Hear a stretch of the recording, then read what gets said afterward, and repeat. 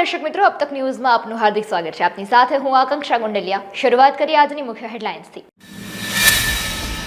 કોરોનાના નવા વેરિયન્ટના નવા કેસ સામે રિકવરીનો દર વધુ।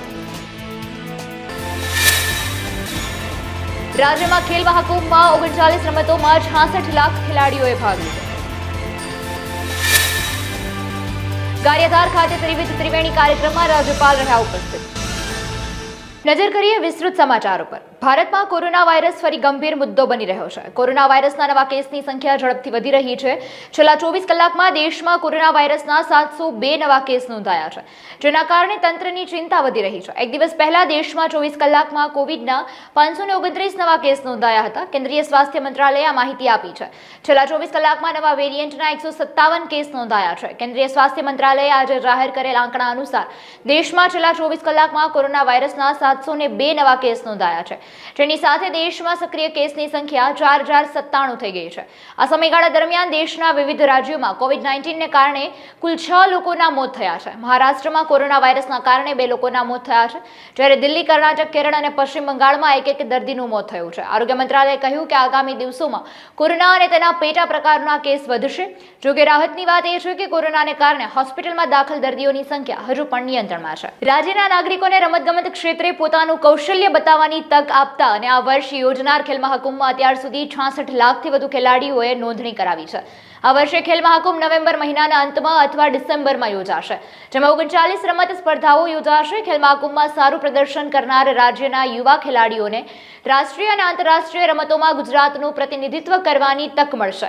ગુજરાતના યુવાનોને રમતગમત ક્ષેત્ર પ્રત્યે પ્રેરવા અને ગુજરાતના ખેલાડીઓની પ્રતિભાને પ્રોત્સાહિત કરવા ગુજરાત સરકારના વિવિધ કાર્યક્રમો અને યોજનાઓ હાલ કાર્યરત છે। રાજ્યભરના ખેલાડીઓની પ્રતિભાને મંચ આપવા રાજ્ય સરકાર દ્વારા ખેલ મહાકુંભ 2.0નું આયોજન કરવામાં આવ્યું છે। ત્યારે ગતરોજ રાજ્યના મુખ્યપ્રધાન ભૂપેન્દ્ર પટેલના હસ્તે ખેલ મહાકુંભ 2.0નો શુભારંભ કરવામાં આવ્યો હતો। અમદાવાદના ટ્રાન્સ સ્ટેડિયા ખાતે મુખ્યપ્રધાન ભૂપેન્દ્ર પટેલના હસ્તે ખેલ મહાકુંભ 2.0નો ભવ્ય સાંસ્કૃતિક કાર્યક્રમ વચ્ચે શુભારંભ કરવામાં આવ્યો હતો। ભાવનગર જિલ્લાના ગારિયાધાર તાલુકામાં માધવ ગૌધામ એવં શ્રી પરવડી જલક્રાંતિ અભિયાનમાં ઓર્ગેનિક ગૌવંશ સેવા અને જલક્રાંતિ ત્રિવિધ ત્રિવેણી કાર્યક્રમ યોજાયો। આ અભિયાનમાં રાજ્યપાલ દેવવ્રત આચાર્ય વિશેષ ઉપસ્થિત રહ્યા। સમસ્ત કાર્યક્રમ માધવ ગૌધામ ચેરિટેબલ ટ્રસ્ટ દ્વારા આયોજન કરવામાં આવ્યું હતું અને કાર્યક્રમમાં રાજ્યપાલે વિશાળ જનમેદનીને પ્રાકૃતિક ખેતીથી થતા ફાયદાઓ જણાવ્યા હતા। આ ઉપરાંત સભામાં સૌએ રાષ્ટ્રગાન પણ કર્યું હતું અને આ ત્રિવિધ ત્રિવેણી કાર્યક્રમમાં રાજ્યપાલ આચાર્ય દેવવ્રત, પરસોત્તમ રૂપાલા તેમજ ઘણા મહાનુભાવો પણ ઉપસ્થિત રહ્યા હતા। હવે આ પીએમ ચેરિટેબલ ટ્રસ્ટ માધવ ગૌધામનું જે અહીંયા અમે કામ કરી રહ્યા છીએ એની અંદર એક તો પહેલાં કહું ગૌ માતા માટે તો ગાય છે તો એ જીવન છે, જળ છે તો એ જીવન છે અને પ્રાકૃતિક ખેતી એ પણ એક જીવન છે। તો આના માટે સૌનો સમન્વય એક જ ઉદ્ધાર છે કે ગૌ માતા।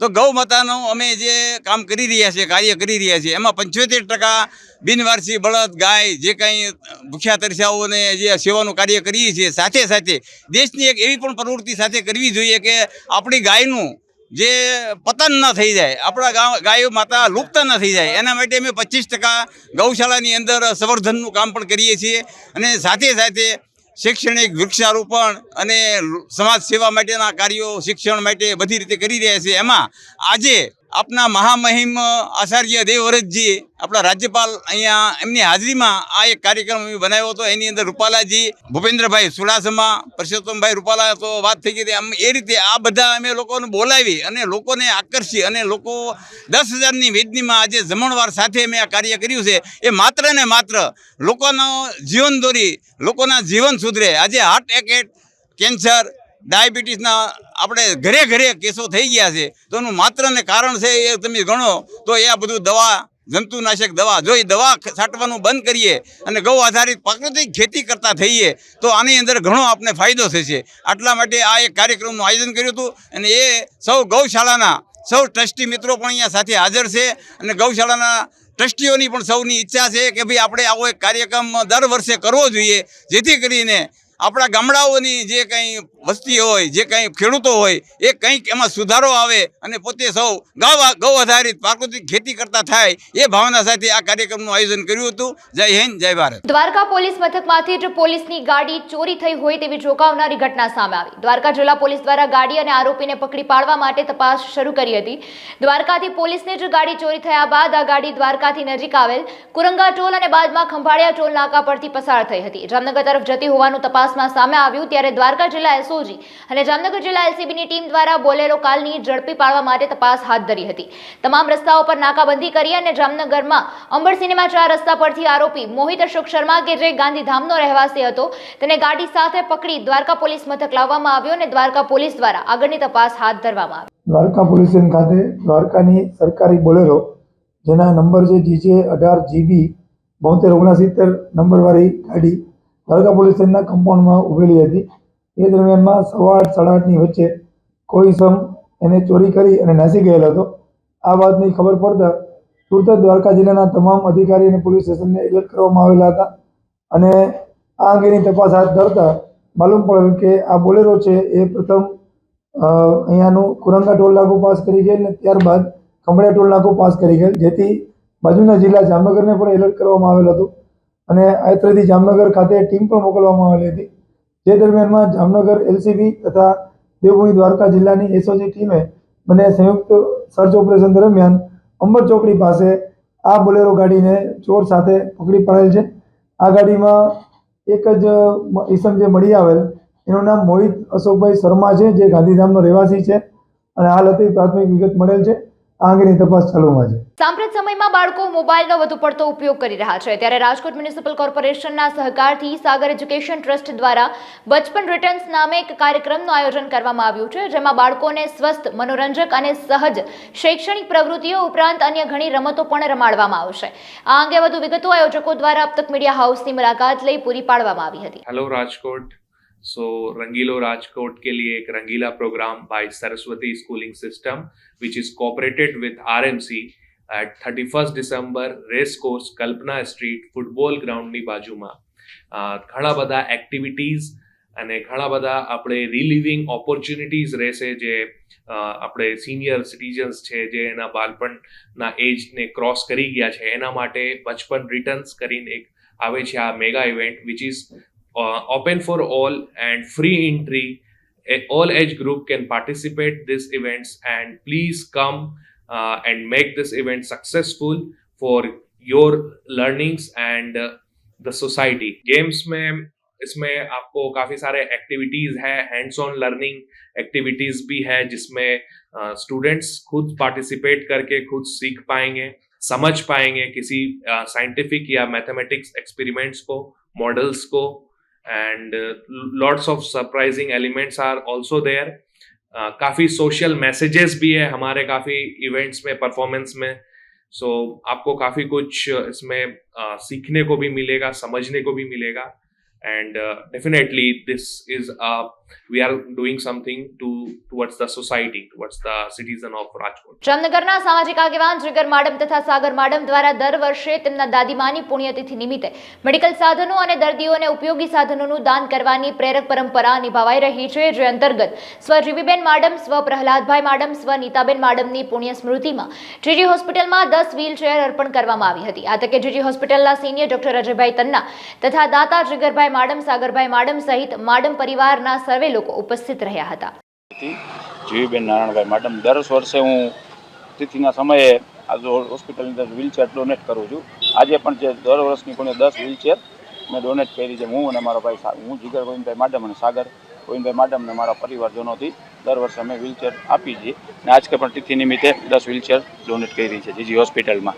ઘણા 6-7 વર્ષથી મારા ગાડી 6 વર્ષ જેવો સમય થયો ગુજરી ગયા છે. દર વર્ષે હું વ્હીલચેર અથવા ટેચર આપું છું. આ વર્ષે પણ મેં વ્હીલચેર આપી છે. જામનગરમાં અભ્યાસ કરતો વિદ્યાર્થી પાર્થ પારધીને છેલ્લા અનેક વર્ષોથી સ્કોલરશીપની રકમ કોઈ કારણોસર નથી મળી, જેથી પાર્થીએ સ્વાગત ફરિયાદ નિવારણ કાર્યક્રમના માધ્યમથી પોતાના પ્રશ્નનો ઉકેલ કરવા પ્રયાસ કર્યો હતો અને તેમાં તેને સફળતા મળી. સ્વાગત ફરિયાદ નિવારણ કાર્યક્રમના માધ્યમથી અનેક લોકોના પ્રશ્નોનું સ્થાનિક કક્ષાએ જ નિરાકરણ આવે છે. નાના મોટા પ્રશ્નો માટે નાગરિકોને ઉચ્ચ કક્ષાએ જવાની જરૂર નથી રહેતી. આ અંગે પાર્થ જણાવે છે કે મને છેલ્લા 5 વર્ષથી સ્કોલરશીપની રકમ નહોતી મળી. મેં સ્વાગત કાર્યક્રમ કાર્યક્રમમાં અંગેની અરજી કરી અને અરજી કર્યા બાદ કલેક્ટર તથા અન્ય અધિકારીઓના માધ્યમથી હવે મારા ખાતામાં સ્કોલરશિપના પૈસા મળતા થયા છે અને મારા પ્રશ્નનું સુખદ નિરાકરણ આવેલ છે. મારું નામ બારકી પાર્થ સુરેશભાઈ છે. હું પ્રણામી સ્કૂલમાં અભ્યાસ કરું છું. મારે છેલ્લા 5 વર્ષથી સ્કોલરશિપ જમા થઈ નહોતી. આ સ્વાગત કાર્યક્રમમાં અરજી કર્યા બાદ કલેક્ટર સાહેબ અને તેના અધિકારીઓ દ્વારા મારા ખાતામાં પૈસા જમા થઈ ગયા છે અને મારા પ્રશ્નનું નિરાકરણ આવ્યું છે અને સૌએ અધિકારીનો હું આભાર માનું છું. મોરબી જિલ્લા નાયબ પોલીસ અધિક્ષક પીએ ઝાલા દ્વારા જણાવવામાં આવ્યું કે 31 ડિસેમ્બરને લઈને મોરબી શહેરી વિસ્તારમાં ફૂડ પેટ્રોલિંગ તેમજ વાહન ચેકિંગનું આયોજન કરવામાં આવ્યું છે. મોરબી તેમજ મોરબી આસપાસના વિસ્તારમાં આવેલ હોટલ, ધાબા, રેસ્ટોરન્ટ, ગેસ્ટ હાઉસ વગેરે ખાતે ટ્રેકિંગ હાથ ધરાયું હતું. શહેરી વિસ્તારમાં આવેલી police check post office extra staff રાખી વાહન ચેકિંગની કામગીરી કરવામાં આવશે. આ રીતની કામગીરી સતત 31 ડિસેમ્બર સુધી દરરોજ પોલીસ તંત્ર દ્વારા ખડે પગે રહી કરવામાં આવશે. વધુમાં ડીવાયએસપી પીએ ઝાલા દ્વારા મોરબીના શહેરીજનોને ખાસ અપીલ કરવામાં આવી હતી કે 31 ડિસેમ્બરની ઉજવણી કરો ત્યારે આમ નાગરિકોને ત્રાસદાયક અને લોકોને ખલેલ ન પહોંચે તે રીતે કરજો તેમજ નશાકારક દ્રવ્યોના સેવનથી દૂર રહી ઉજવણી કરશો તેવી ખાસ અપીલ કરવામાં આવી હતી. 31 ડિસેમ્બર અનુસંધાને સિનિયર અધિકારીશ્રીની સૂચના અન્વયે આજરોજ મોરબી જિલ્લાના તમામ પોલીસ સ્ટેશનમાં ફૂડ પેટ્રોલ તથા વાહન ચેકિંગનું આયોજન કરવામાં આવેલ છે. 31 ડિસેમ્બર સુધી આ રીતે નિયમિત ધોરણે ફૂડ પેટ્રોલ તથા વાહન ચેકિંગ કરવામાં આવશે, જેમાં હોટલ, ધાબા, ગેસ્ટ હાઉસ, ફાર્મ હાઉસ વગેરે ચેક કરવામાં આવશે. તેમજ સતત વિસ્તારમાં પોલીસ રહી ખડે પગે રહી અને વાહન ચેકિંગ કરશે. આ ઉપરાંત મોરબી જિલ્લામાં 6 ચેકપોસ્ટ કાર્યરત છે. 6 ચેકપોસ્ટ ઉપર પોલીસની સ્ટ્રેન્થ વધારવામાં આવી છે. આ ચેકપોસ્ટ ઉપર સતત વાહન ચેકિંગ કરવામાં આવશે. આથી મારી તમારા મીડિયાના માધ્યમથી લોકોને, મોરબી જિલ્લાના લોકોને અપીલ છે કે આપણે શાંતિપૂર્વક 31 ડિસેમ્બરની ઉજવણી કરીએ. આપણી ઉજવણી અન્ય કોઈ લોકોને ત્રાસરૂપ કે ખલેલરૂપ ન થાય તેનું ધ્યાન રાખીએ અને કોઈ પણ નશાકારક દ્રવ્યના સેવનથી દૂર રહીએ એવી આપના માધ્યમથી મારી તમામ મોરબી જિલ્લાના શાંતિપ્રિય લોકોને નમ્ર અપીલ છે. Thank you. રાજસ્થાનના રાણકપુર ખાતે મારવાડી હોર્સ શોનું આયોજન કરવામાં આવ્યું, જેમાં સમગ્ર દેશમાંથી લોકો પોતાના ઘોડા તેમજ ઘોડીને રેસમાં ઉતાર્યા હતા. પણ આ હોર્સ શોમાં આપણું ગુજરાત પણ પાછું નથી પડ્યું. ગુજરાતના સાબરકાંઠા જિલ્લાના ખેડબ્રહ્મા શહેર ખાતે આવેલ જ્વાલા સ્ટડ ફાર્મની કે જેમાં એક બ્રાહ્મણ પરિવાર વર્ષોથી ઘોડા અને ઘોડી રાખવાનો અનોખો શોખ ધરાવે છે. આ પરિવારની વાત કરવામાં આવે તો ધ્રુવ જિગ્નેશભાઈ જોશી કે જેઓ પહેલેથી જ ઘોડા અને ઘોડી માટે અનોખો જ શોખ ધરાવે છે, જે તેમને તેમના પિતાજી તરફથી વારસામાં મળ્યો છે. પિતાજી જિગ્નેશભાઈ જોશી પણ ઘોડો રાખતા અને ત્યારે આ વારસાગત શોખને જાળવી રાખવા તેમણે ફાર્મ હાઉસ પર એક જ્વાલા હોર્સ સ્ટડ ફાર્મ હાઉસ બનાવ્યું અને તેમાં હોર્સ રેસિંગ માટે ઘોડાઓને ટ્રેનિંગ આપવામાં આવે છે. ત્યારબાદ રાજસ્થાનના રાણકપુર ખાતે મારવાડી હોર્સ શોમાં તેમની 2 ઘોડી રેસિંગમાં ઉતરી હતી, જેમાં જ્વાલા નામની ઘોડી પહેલા નંબરે વિજેતા થઈ છે, જ્યારે બીજી ઘોડી ગજની જે બીજા નંબરે વિજેતા થઈ છે અને તેમણે સમગ્ર ગુજરાતનું નામ રોશન કર્યું છે. मैं खेड़ ब्रह्मा में रहता हूँ और खेड़ ब्रह्मा में मेरा फार्म है ज्वाला स्टड फार्म करके, और ज्वाला स्टड फार्म के 2 बच्चियाँ है वो रानकपुर पाली ज़िले में, वहाँ मेरा एक का फर्स्ट और एक का सेकंड नंबर आया था. ये जो पीछे देख रहे हैं वो बच्ची है ज्वाला, उसको मैं अल्पेश भाई देसाई के पास से लाया था, पाटन के पास से, और ये इसका फर्स्ट रैंक आया. जो रानकपुर हॉर्स मारवाड़ी हॉर्स शो में इसका फर्स्ट रैंक आया था. इसका नाम है देव कीर्ति. ये मैं देव स्टड फार्म से लाया हूँ, उदयपुर काकरोली से. ये अभी 2 दांत है, 39 महीने की. इसको मैंने कवर करवाई है देव स्टड फार्म पे देवराज करके पंच कल्याण उससे. ये 6 महीने की प्रेग्नेंट बच्ची है, उसका नाम है गजनी. उसका भी मिल्क टीथ कैटेगरी में सेकंड नंबर आया था और वो मैं लाया था बनासकांठा से. और ये सब घोड़ों की दवाई मेरे डॉक्टर परीक्षित पुरोहित साहब करके हैं, जो राजस्थान के रहने वाले, वही आके सब घोड़ों की दवाई करते हैं. मेरे पास अभी 4 जानवर है, उनमें से 2 बच्चियाँ गई थी, दोनों मिल्क टीथ में फर्स्ट और सेकंड आई थी. કુંકાવાવ તાલુકાના અને આજુબાજુના ગામડાઓમાં ખેડૂતોએ અત્યારે રવિ પાકોમાં દૂધ અને ગોળનો છંટકાવ ખેતરોમાં ચાલુ કરી દીધો છે, જેના સંશોધક કચ્છ માધાપરના વેલજીભાઈ ભુડિયાએ આ રસ્તો બતાવ્યો છે. રાજકોટના ઉદ્યોગપતિ અને ગૌભક્ત ભરતભાઈ પરસાણા કે જેમનું નરેન્દ્રભાઈ જ્યારે મુખ્યમંત્રી હતા ત્યારે સન્માન કરવામાં આવ્યું હતું, ખેડૂતોના પાક માટે સારા ઉત્પાદન માટે ગામડે ગામડે 365 દિવસ પ્રવાસ કરે છે. આ પ્રયોગમાં પ્રતિ પંપે 250 ગ્રામ ગાયનું તાજું દૂધ અને 100 ગ્રામ ગોળ તથા જો રોગ જીવાત હોય તો 250 ગ્રામ ગૌમૂત્ર એક પંપ નાખી દરેક પાકો પર ફ્લાવરિંગ અવસ્થામાં છંટકાવ કરવામાં આવે તો ખેડૂતો સારામાં સારું ઉત્પાદન મેળવી શકે છે. તાલુકાના ખેડૂતો અને આજુબાજુના વિસ્તારના ખેડૂતો દૂધ અને ગોળનો છંટકાવ કરવાનો એક પ્રયોગ છે અને ખૂબ સરસ મજાનો છે, જે હાવ ફ્રીમાં થતો હોય છે. એટલા માટે દૂધ અને જેમાં 250 ગ્રામ દૂધ, 100 ગ્રામ ગોળ અને આ સિદ્ધાંત રાજકોટના ઉદ્યોગપતિ ભરતભાઈ પરસાણા અને ગૌભક્ત છે તેમણે ખેડૂતોને બતાવેલો છે કે જેમાં એક પંપમાં 250 ગ્રામ દૂધ, 100 ગ્રામ ગોળ અને છંટકાવ કરવાનો હોય છે, જેથી કુકાવ તાલુકાના ખેડૂતો આ સ્પ્રે કરે છે. અને કોઈ ચણા હોય તે પછી લસણ હોય છે, મરચી હોય કે જીરું હોય, આ કોઈ પણ પાકમાં ફ્લાવરિંગ અવસ્થાએ જો પણ કોઈ પણ ખેડૂત આ પ્રયોગ કરે તો એમાં ખૂબ ફાયદો થતો હોય છે. જેથી આપણે તાલુકાના ખેડૂતોને મળ્યા છીએ અને એમાં ઉતારો કેવો બેસ્યો છે તેને પણ માહિતી મેળવી છે. તેથી વધુમાં વધુ ખેડૂતો આ પ્રયોગ કરતા થાય અને એક પ્રાકૃતિક ખેતી તરફ વળવાનો એક પ્રયાસ છે, જેમાં દૂધ અને ગોળનો છંટકાવ કરી ફ્લાવરિંગ અવસ્થાએ ખૂબ ફાયદો થતો હોય છે. જેમાં ફ્લાવરિંગ અવસ્થાએ મધમાખીઓ વધુ આવતી હોય છે અને દૂધ અને ગોળમાં જે તત્વો હોય છે તે પાકને ખૂબ ઉપયોગી હોય છે. જેના સંશોધક છે કચ્છના માધાપર વેલજીભાઈ ભુડિયા અને પ્રચારક તરીકે રાજકોટના ઉદ્યોગપતિ અને ગૌભક્ત ભરતભાઈ પરસાણાએ જે ખેડૂતોનો સિદ્ધાંત બતાવેલો છે, તેવી જ રીતે દૂધ અને ગોળના સમગ્ર તાલુકાના ખેડૂતો પ્રયોગ કરે છે અને વધુમાં વધુ આગામી સમયમાં ખેડૂતો પ્રયોગ કરશે તેવી વિનંતી છે. હું તો દર વર્ષે દૂધ ગોળનો સ્પ્રે કરું છું ફ્લાવરિંગના ટાઈમે, અને એમાં જે દૂધ છે એ 250 ml થી 200 ml લેવાનું હોય અને 100 ગ્રામ ગોળ લેવો પડે પંપે.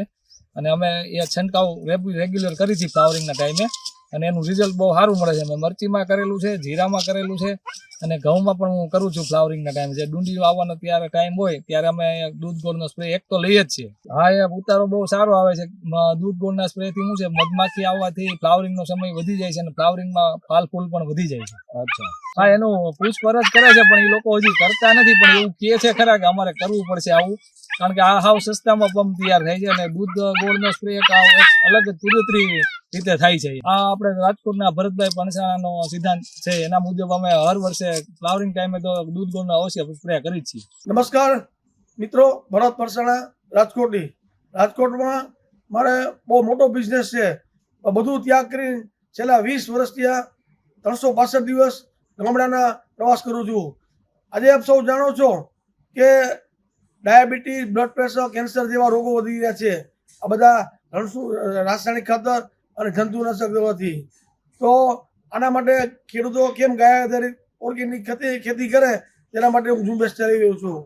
અમારે 3 વર્ષ પહેલાં આમાં મોર નહોતો આવતો, એટલે અમારા કચ્છના વેલજીભાઈ ભુડિયા છે તેમને ફોન કર્યો તો એમને કીધું કે જ્યારે ફ્લાવરિંગ અવસ્થા હોય ત્યારે 250 ml દૂધ, ગાયનું દૂધ, 100 ગ્રામ ગોળ અને 250 ml ગૌમૂત્ર, આનો દર 15 દિવસે 3 વાર છંટકાવ કરો એટલે સારું ફ્લાવરિંગ મળે. એટલે અમે કર્યું તો બહુ સારું પરિણામ મળ્યું. પછી અમે અન્ય પાક છે, મગફળી છે, શાકભાજી છે, ચણા છે, અડદ છે, મગ છે, બધા પાકમાં તો આ કરવાથી, કારણ કે દૂધમાં 25 જાતના તત્વો હોય છે, nitrogen, phosphorus, calcium, vitamin, mineral, protein, અને ગોળમાં કેલ્શિયમ અને કાર્બોહાઈડ્રેટ હોય છે. આ બધા છાંટવાથી ખાસ તો મધમાખી આવે છે. મધમાખી 3 કિલોમીટર દૂરથી તમારા ફાર્મ ઉપર આવી અને મધપૂડો બનાવે છે, એટલે તમારો રોગ પણ કંટ્રોલ થાય છે અને પોષક તત્વો મળે છે.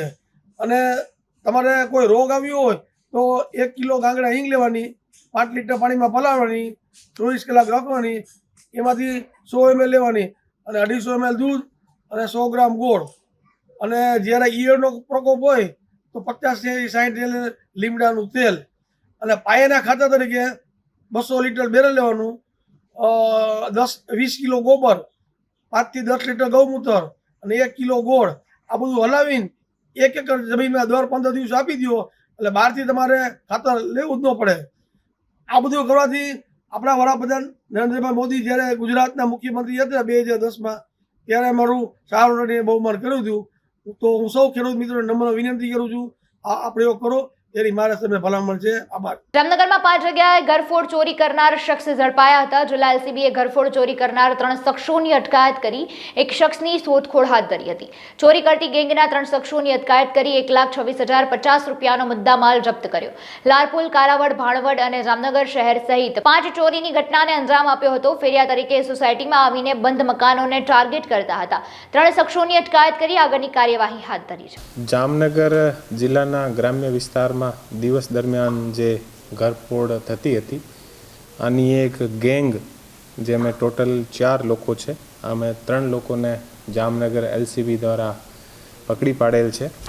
જે 3 લોકો છે આના નામ ભરતભાઈ ગંભીરભાઈ પરમાર, દેવી પૂજક અને જામનગરના નિવાસી છે, અને રણજીત ઉર્ફ બોડિયો રામજીભાઈ પરમાર એ પણ જામનગર જિલ્લાના નિવાસી છે, અને અર્જુન ભગવાનભાઈ ઉર્ફ ભગાભાઈ વાઘેલા એ પાલીતાણા ભાવનગર જિલ્લાના છે. આ 3 લોકોને જામનગરની LCB દ્વારા અત્યારે પકડી પાડેલ છે. અને એક જે નરેશભાઈ મગનભાઈ કારડિયા એ અત્યારે ફરાર છે. જે આ 3 લોકોને પકડ્યા છે, આ 3 લોકો પાસેથી 1,26,250 નો જે મુદ્દામાલ છે આ જામનગર LCB દ્વારા રિકવર કરેલ છે. અને આ જે ટોળકી છે આ ટોળકી પાસેથી અત્યારે દિવસની ટોટલ 5 ઘરફોડ જે ચોરી છે એ ડિટેક્ટ થઈ છે. આમાં 4 જે છે એ જામનગરની છે અને 1 ભાણવાડની ચોરી છે. આ જે ગેંગ છે આમે જે ગેંગના સભ્યો છે એ રીડા ગુનેગાર છે, અને એ સૌરાષ્ટ્રના ઘણા બધા જે એરિયા છે આમે દિવસની જે ઘરફોડ થાય છે આ દિવસની ઘરફોડમાં એ લોકો આરોપી છે. આના જે મુખ્ય જે આરોપી છે આમે જે ભરતભાઈ ગંભીરભાઈ કાનાભાઈ જે પરમાર છે આના ઉપર અત્યાર સુધી ટોટલ 15 ચોરીના ગુના દાખલ છે, જેમાં જામનગર, ભાવનગર, બોટાદ અને સુરેન્દ્રનગર જે જિલ્લા છે આના ઘણા બધા પોલીસ સ્ટેશનના ગુના છે. પછી જે બીજા આરોપી છે રણજીત ઉર્ફ બોડિયો, આના ઉપર ટોટલ અત્યાર સુધી 21 જે ગુના છે એ ચોરીના દાખલ છે. અને એ આના પણ જે ગુના છે એ જામનગર, ભાવનગર, પછી રાજકોટ ગ્રામ્ય અને સુરેન્દ્રનગર, બોટાદ અને જે સુરેન્દ્રનગરના જે થાનગઢ, મૂળી એ જે પોલીસ સ્ટેશન છે આના ગુના છે. અને જે આ ભરત પરમાર છે એ થાનગઢના જે 3 ગુના છે આ 3 ગુનામાં પણ ફરાર છે. આ પાસેથી એ લોકોની એમો એવી રીતે હતી કે દિવસમાં એ લોકો આની જે છે એ રાત્રિમાં નથી, દિવસમાં એ ઘરફોડની ચોરી કરતા હતા. અને LCBના જે બાતમી મળી હતી આ બાતમી આધારિત અમે જે સૌથી ઇમ્પોર્ટન્ટ જે ભૂમિકા નિભાવી છે અમે LCBના હેડ કોન્સ્ટેબલ ધાનાભાઈ મોરી, વનરાજભાઈ મકવાણા અને અર્જન કોડિયતર અને મયુદ્દીન. તો આની પણ બહુ સરસ કામગીરી રહી છે. અને એ જે આ ગેંગને પકડી છે અને આ ગેંગ પર અમે લોકો આગળ જે પણ કાયદાકીય રીતે કાર્યવાહી થશે, ગેંગ કેસ અને બીજા બધી પણ આગળ આના પર કાર્યવાહી થશે. અને જે દિવસ આ જે ગેંગ છે આ જામનગરમાં ઘણા બધા ગુના અને આસપાસના જે સૌરાષ્ટ્રના એરિયા હતા અમે ઘણા બધા ગુનાને આચરતી હતી. આ જે ગેંગ છે આ ગેંગના જે આરોપી છે આ લાંબે સમયથી એ લોકો એક્ટિવ હતા. અને આના 2021, 22 અને 20માં પણ ઘણા બધા ગુના છે. અને એ આમે જે ભરતભાઈ છે એ તો 2017થી ગુનામાં જે છે એ સંડોવાયેલા છે. અને એ લોકો જ્યારે જેલથી છૂટે તો પછી એ ફરીથી આ કામ શરૂ કરી દે છે. મોરબી જિલ્લા પંચાયત પ્રમુખ હંસાબેન પારગીની અધ્યક્ષતામાં જિલ્લા પંચાયતની સામાન્ય સભા યોજવામાં આવી હતી. જિલ્લા પંચાયતની સામાન્ય સભામાં બાકી રહી ગયેલ વિવિધ સમિતિની રચના કરવામાં આવી હતી. વર્ષ 21-22, 23-24ના રિપીટ વર્ષ 21-22, 23-24 ના સ્વભંડોળના કાર્યોને વહીવટી મંજૂરી આપવામાં આવી હતી. રેતી રોયલ્ટી તેમજ હેતુ ફેરની કામગીરીને સૈદ્ધાંતિક વહીવટી મંજૂરી આપવામાં આવી. તેમજ મોરબી જિલ્લા પંચાયત દ્વારા બુકનું વિમોચન કરવામાં આવ્યું, જેમાં મોરબી શાખાની બધી આંકડાકીય માહિતી પ્રસિદ્ધ કરવામાં આવી. તેમાં વિવિધ સાત સમિતિઓની રચના કરવામાં આવી તથા 21-22, 23-24 જે સ્વભંડોળના કામો, પગમાં નાણાં જે ટાઈટ એન્ડ ટાઈટના કામ, હેતુ ફેરના કામ, એ તમામ કામો સૈદ્ધાંતિક તેમજ એની સૈદ્ધાંતિક અગાઉ આપી દીધી હતી એની વહીવટી મંજૂરી આજે આપી દેવામાં આવી. સાથે સાથે એક બુક વિમોચન કરવામાં, શું બુકમાં માહિતી જિલ્લા આપણું જે આંકડા શાખા છે મોરબી જિલ્લાની જે આંકડાકીય માહિતીઓ તમામ હોય છે એના 3 પુસ્તકોમાં વિમોચન પણ કરવામાં આવે છે. અન્ય સભ્ય દ્વારા પવનચક્કી લઈને એક સભ્યશ્રી દ્વારા પ્રસ્તુત કરવામાં કે પવનચક્કીની જે મંજૂરી આપવામાં આવે છે ત્યારબાદ એ લોકો જે એના જે અનુસંધિક જે વીજપોલ નાખવામાં આવે છે તો એ કે જિલ્લા પંચાયતના જે માલિકીના જે રોડો છે, પછી તળાવો છે કે ગોચર છે એમાંથી નાખવામાં આવે છે. તો એ બાબતે અમે એનું સર્વે કરાવી અને આવા જો ક્યાંય વગર મંજૂરીએ જિલ્લા પંચાયતની પ્રોપર્ટીમાં નાખવામાં આવશે. સુરતમાં બેંક કર્મીએ જે આપઘાત કર્યો જેમાં સુસાઇડ નોટ સામે આવી. 32 વર્ષીય અતુલ ભાલાળાએ આપઘાત કર્યો. મૃતક અતુલ ભાલાળાએ સુસાઇડ નોટમાં કુખ્યાત ગેંગના માણસોનો ઉલ્લેખ કર્યો છે. સુસાઇડ નોટમાં રોનક પરી, રજની ગોયાણી, જીગો કુંડલાનો ત્રાસ હોવાનો ઉલ્લેખ કર્યો. અતુલ ભાલાળાનું ચીટિંગ થયું હોવાની વાત સામે આવી રહી છે. હાલ સુસાઇડ નોટ મળતા સરથાણા પોલીસે ગુનો નોંધી આગળની તપાસ હાથ ધરી છે. સરથાણા પોલીસ સ્ટેશન ખાતે સૌપ્રથમ તારીખ 26/12/2023ના રોજ એક જાણવાજોગ દાખલ કરવામાં આવેલ, જેમાં જાણવાજોગના કામે ભોગ બનનાર અતુલભાઈ દેવચંદભાઈ ભાલાળા રહેવાસી વ્રજધામ નાઓએ પોતાના ઘરે અનાજમાં નાખવાની ગોળીઓ ખાઈ લઈ અને સુસાઇડની કોશિશ કરેલી અને તેઓ સારવાર દરમિયાન હતા. તે દરમિયાન તેઓ મરણ ગયેલ. પ્રથમ જાણવાજોગ દાખલ થતાં તે જાણવાજોગની તપાસ ચાલુ હતી અને ત્યારબાદ ભોગ બનનાર મરણ જતાં એ અનુસંધાને અકસ્માત મોતનો ગુનો દાખલ કરી આગળની તપાસ કરી તેઓના ઘરે જઈ અને જે જગ્યાએ તેઓએ દવા પીધેલી એ જગ્યાઓની તપાસ તજવીજ કરતાં ત્યાંથી એક સુસાઇડ નોટ મળી આવેલ.